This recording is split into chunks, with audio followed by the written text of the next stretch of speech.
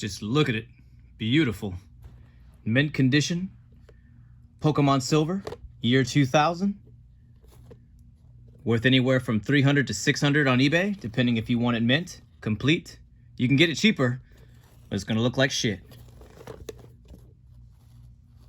But that's not the game we're talking about today. Today it's Pokemon Crystal for the 3DS. Now, one thing about Pokemon Crystal, it came out only about a year after Silver and Gold, right? And unfortunately, there's not much of a big update like some people may have wanted. For those fans of the female heroines, you do get to be a female character, as you see me playing as right now. Some of the downsides, I would say it's more of a downside compared to red, blue, and yellow. So, for example, you can't get as much of the elemental stones as you used to. You can easily go to the Celadon City and buy them. Here, you can't. You got to make friends with some of the people that you beat throughout the game and hope that they call you saying that they got a good item or so. To me, that was a problem. I really wanted to, catch them all, if you will, and this game just made it kind of harder, which one problem I have with Pokemon, and I've noticed Pokemon games in general, at least 75% of them, is padding. And what I mean by padding is anywhere from you're trying to catch a Diglett at level 2 with an Ultra Ball, and you beat him up to the inch of his life, and somehow the motherfucker escapes, and you're like, what? That doesn't make any damn sense. Well, it doesn't. So shit like that tries to prolong the game, per se. Whether it's intentional or not, it's, to me, just bad game design. Now, that's kind of hindsight, right? This came out, like I said, back in 2001. You got to give it some leeway, per se. This was a fun game. I'll give you that. It was definitely a fun game. I highly recommend it for Pokemon lovers. For the casuals, about halfway through the game, that's where it stops being as pleasant, if you will. It's pretty easy. Pokemon Crystal is probably one of the easiest Pokemon entries to ever have. It's actually not as hard as Gold and Silver, and I mean big reduction. The only part, I'm not going to spoil it, even though this game has been out for a long time. I still want people to go out there and enjoy it themselves. But no spoilers, but the final boss is still just as hard as he was in Gold and Silver. Everything else has been reduced. Pokemon League, Elite Four, all their numbers have been reduced. Just much easier, especially for newcomers. That's actually, it was pleasant. I'm not going to lie to you. I traveled on the airplane with this, played it. I played it pretty much all throughout Texas, throughout California, throughout Virginia. I went to many states while playing this. It took me about 34 hours to beat, and I collected exactly 100 Pokemon on the final boss.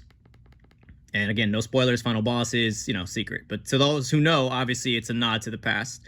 If I was to compare it to some of the more modern remakes, obviously there's no comparison. I would definitely go with the modern remake.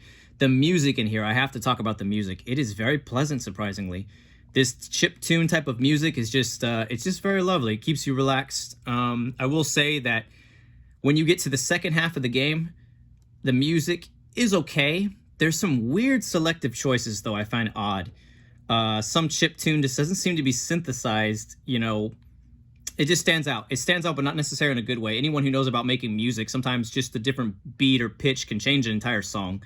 And with this, there's a few tracks I think they should have maybe went back over a little bit more and took a second look at. I'm sorry about that. But otherwise, the music is really pleasant.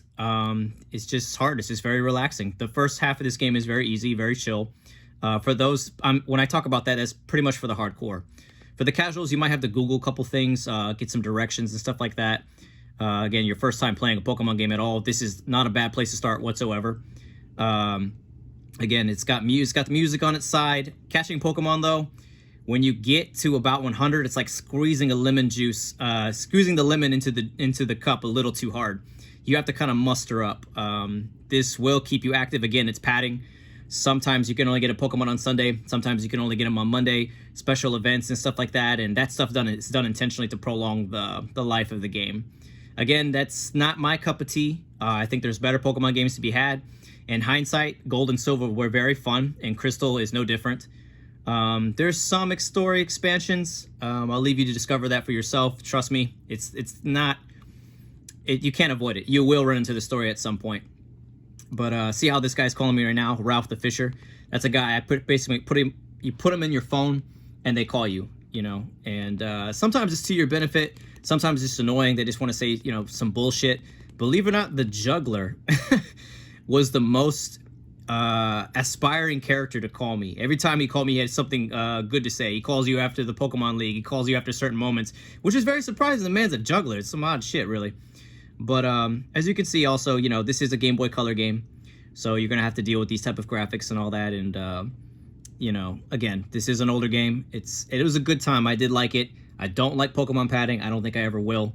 I can't stand having to use 30 Ultra Balls for one single Pokemon that's just about to die, concuss, faint, be in the ER room, and I'm sitting here spending money. You're a 10-year-old child, maybe 12, depending on how you want to look at it. You don't make much money in this game, and I'm being for real on that. As much as facetious as that sounds, you really don't.